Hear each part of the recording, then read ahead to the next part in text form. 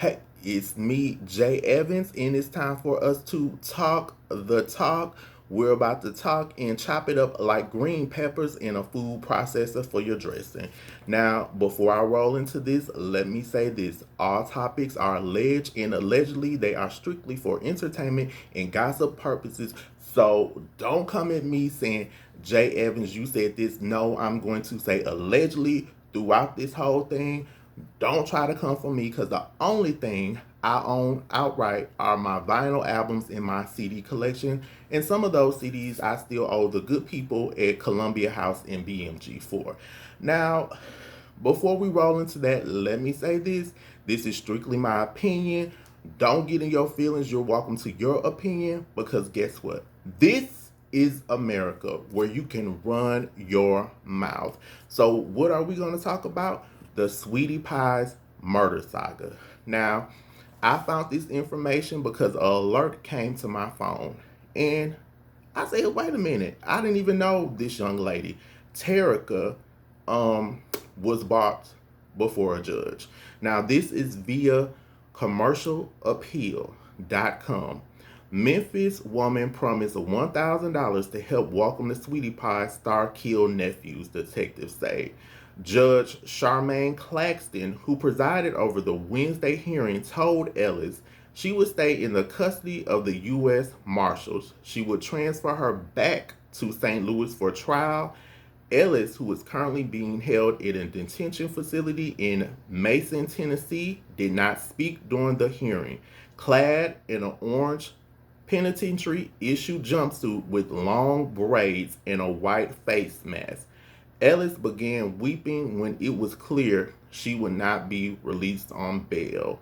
Now, allegedly, if you did this, sis, do you think they were about to just let you out? No. Okay, so let's get into this other article. This is via St. Louis Today. And this article to me was important because it's about a detective that shed some light on this case. Now, a St. Louis police detective testified in a Tennessee courtroom this week. He revealed new details in what authorities have described as a murder for hire plot to kill the grandson of reality TV star and Sweetie Pie's owner, Robbie Montgomery. Detective Donald Thurman gave testimony Wednesday in a virtual bail hearing for Terica Ellis that I just read of Memphis, one of three people accused of the March 2016 plot to kill 21-year-old Andre Montgomery Jr. He is the junior to Miss Robbie's deceased oldest son that was murdered. Now, the victim's uncle, James Timothy Norman, 41, is charged with orchestrating the death. Norman and Andre both appeared alongside Miss Robbie in the show Welcome to Sweetie Pies. Y'all remember that when Andre was on the show.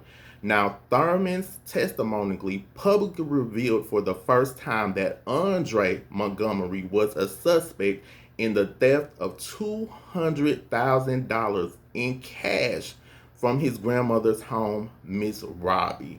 Now, why would they believe that? I know you're saying J. Evans, a lot of people allegedly are saying Tim is behind her house being robbed. But wait, let me tell you why. Now, Norman's alleged accomplice, Ellis, this is Terica, told investigators she knew the theft made Norman boys want to get up on Andre Montgomery. Thurman also testified that Norman offered Ellis $10,000 to secure the location for his nephew to be killed, allegedly. Um, she worked for a long time as a dancer at the Metro East Strip Club, Bottoms Up. And the two had been intimate. So allegedly her and Tim had some kind of relationship. She was out there shaking it for dollars, like Gangsta Boo said, with them dollars it. She was out there Friday night shaking it up at this club. She also had other charges allegedly pressed on her for revealing more than she was supposed to at this club. Now, Federal charging documents say both Norman and Ellis traveled to St. Louis about a day before Montgomery was killed. They communicated via prepaid cell phones bought the day of the shooting. Thurman testified that the night of the shooting, Montgomery came outside of a building. He received a text that he was bought a pair of pants. The detective said investigators believe a third party then shot Montgomery, according to prosecutors who confirmed the testimony. Ellis then left the area to return to Memphis. They said Ellis deposited more than 9,000, I'm sorry, y'all. $9,000 into several bank accounts. Norman is accused of trying to collect on several life insurance policies that he took out on his nephew. Now, Norman was never able to collect on the insurance policies. His agent, Wiley is what they call him, his nickname, 42, was charged with conspiracy to commit wire and mail fraud.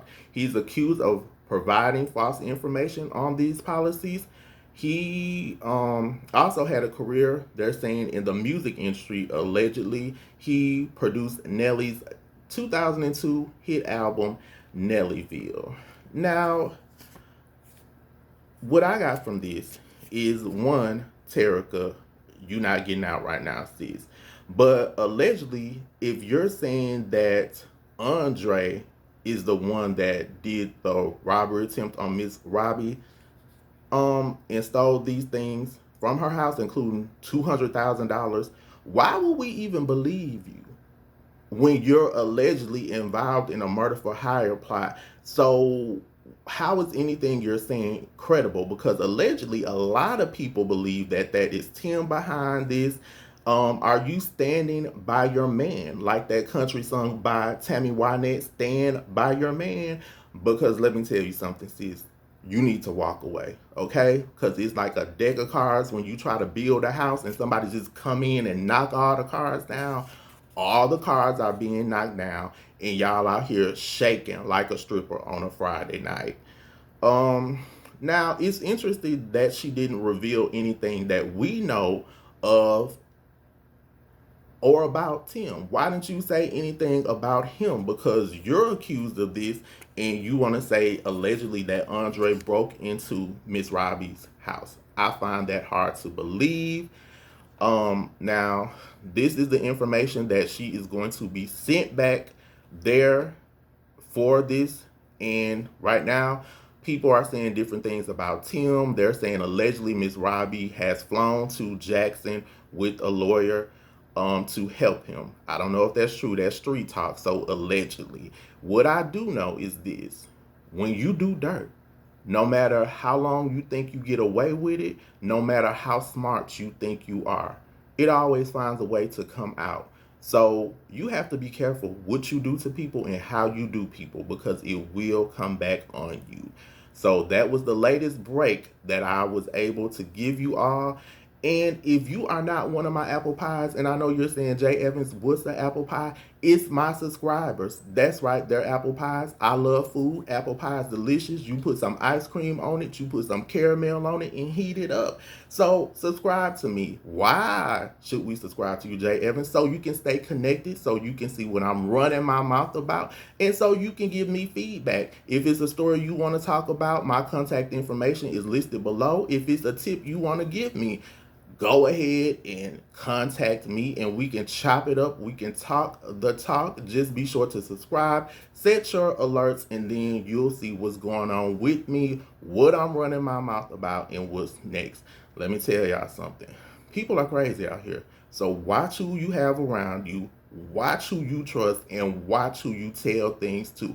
Don't be out here conspiring with somebody, because what you gonna do is end up on TV1 on that Fatal Attraction show or that For My Man show. This the kind of stuff that they portray on TV1 on those shows. You don't want to be the next episode, okay? So if somebody come to you with something like that, you better get in your car and run and tell the police. Because if you don't, conspiracy. Yeah, they gonna pull you on down like Titanic, like a sinking ship. Okay? So we've chopped it up. We've talked the talk. Now it's time to walk the walk. Y'all stay safe, apple pies, and until next time.